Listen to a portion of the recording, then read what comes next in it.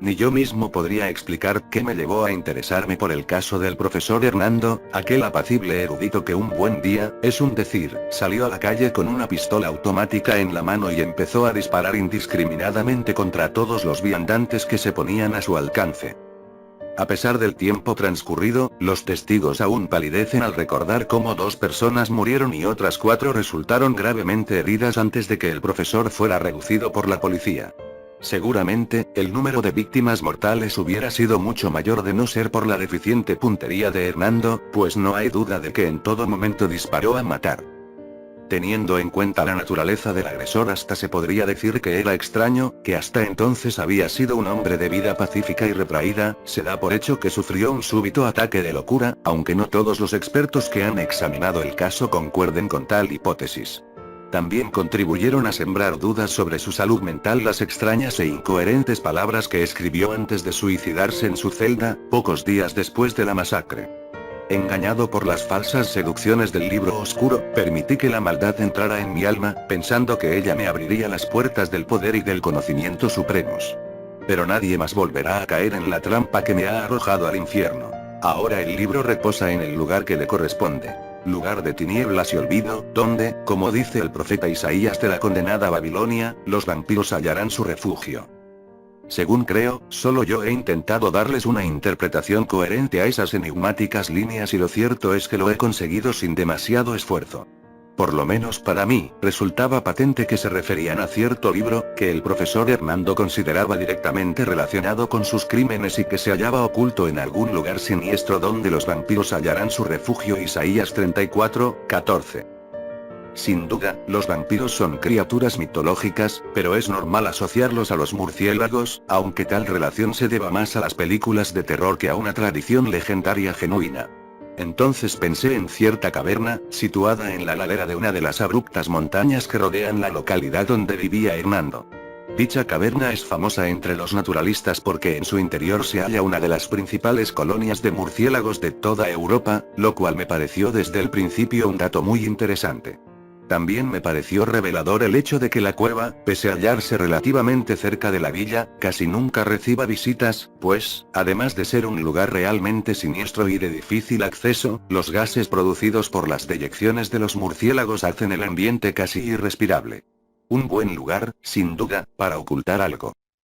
Así, dispuesto a probar la veracidad de mis conjeturas, me hice con el equipo adecuado para una expedición espeleológica, me encaminé hacia la montaña donde se halla la caverna y penetré en aquel reino de tinieblas, donde, tras una larga y ardua búsqueda, encontré un paquete envuelto en tela impermeable.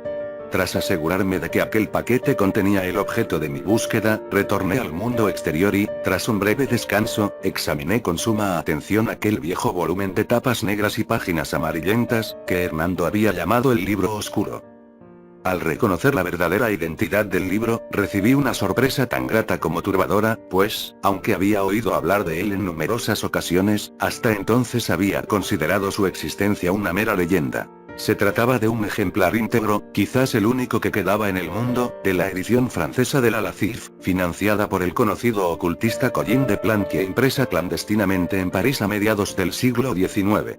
Como domino la lengua francesa, no tardé en sumergirme con verdadera pasión de bibliófilo en las enrevesadas líneas de aquel libro diabólico. ¿Acaso el tratado de magia negra más temido de todos los tiempos, cuya versión original había sido redactada en árabe durante la Edad Media, y que durante siglos había circulado en secreto entre los magos del Oriente y los hechiceros de la Europa medieval, pese a que su lectura había sido terminantemente prohibida por las autoridades religiosas de cristianos y musulmanes? Me bastó con leer un par de páginas para comprender por qué el profesor Hernando había disparado contra personas inocentes a las que ni siquiera conocía, y qué esperaba obtener a cambio. El libro oscuro demostraba, con argumentos irrefutables, que la verdadera esencia del universo es el mal y que los sostenes de toda realidad, en especial de la naturaleza humana, son el pecado y la destrucción. Por el contrario, aquellas cosas que nosotros consideramos fuente de vida, como el amor o la felicidad, apenas tienen importancia en el verdadero esquema de las cosas.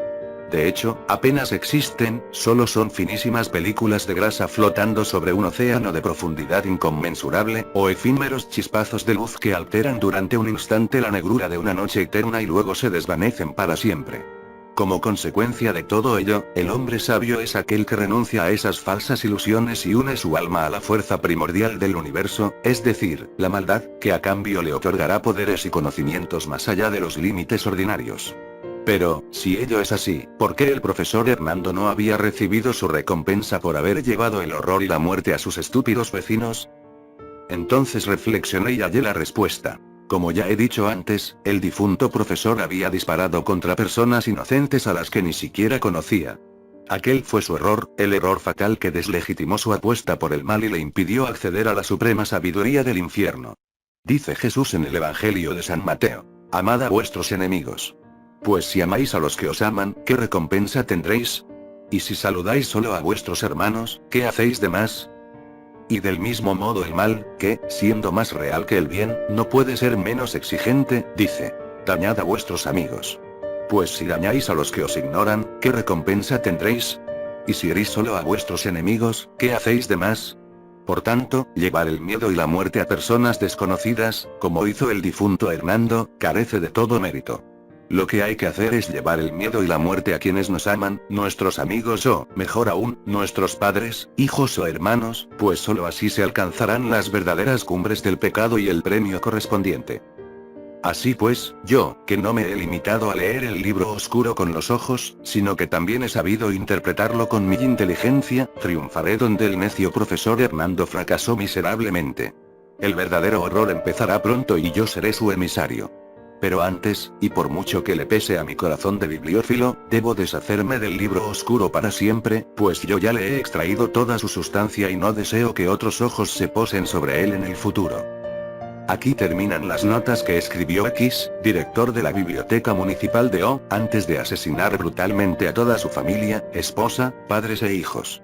El psiquiatra forense se empeña en relacionar los crímenes con un claro caso de perturbación mental, aunque es posible que la historia del libro negro sea cierta, se ha comprobado que el asesino había estado en la cueva de los murciélagos unas cuantas horas antes de la masacre y además se ha hallado en la chimenea del salón de su casa un amasijo de cenizas, que podría ser el resultado de la cremación del libro. El resto de la historia es bien conocido por el público, pese a que aún hay muchos puntos oscuros al respecto. Pocos días después de haber sido arrestado, X fue trasladado al hospital provincial, a raíz de unas anomalías orgánicas que habían empezado a manifestarse inmediatamente después de su detención y que exigían un examen médico imposible de realizar en la cárcel.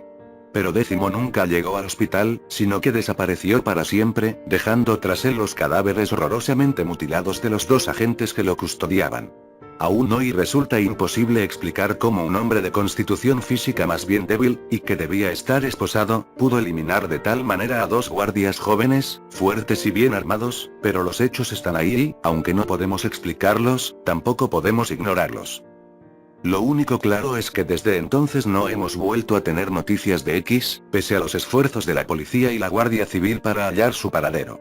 Un amigo mío, bibliófilo y amante del ocultismo, lamenta la pérdida del Alacif, suponiendo que realmente tal volumen hubiera sido hallado y posteriormente quemado por el asesino, pues afirma que la presunta destrucción del libro negro ha sido una verdadera pérdida para la humanidad. Yo, en cambio, opino que ha sido, más bien, una suerte.